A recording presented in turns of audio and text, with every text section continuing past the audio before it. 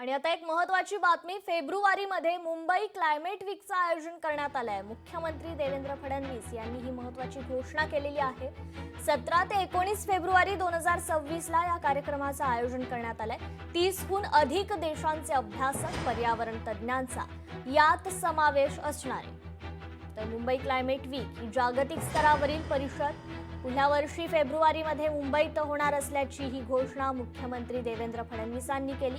या महत्त्वाकांक्षी उपक्रम प्रोजेक्ट मुंबई या संस्थेच्या संकल्पनेतून साकारला जात असून महाराष्ट्र शासनाच्या पर्यावरण आणि वातावरणीय बदल विभाग आणि बृहन्मुंबई महानगरपालिकेच्या सहकार्यानं या कार्यक्रमाचं आयोजन करण्यात येणार आहे। मंत्रालयातील समिती कक्षात आयोजित बैठकीत मुख्यमंत्री फडणवीस यांनी या महत्त्वपूर्ण अशा उपक्रमाची घोषणा केली आहे।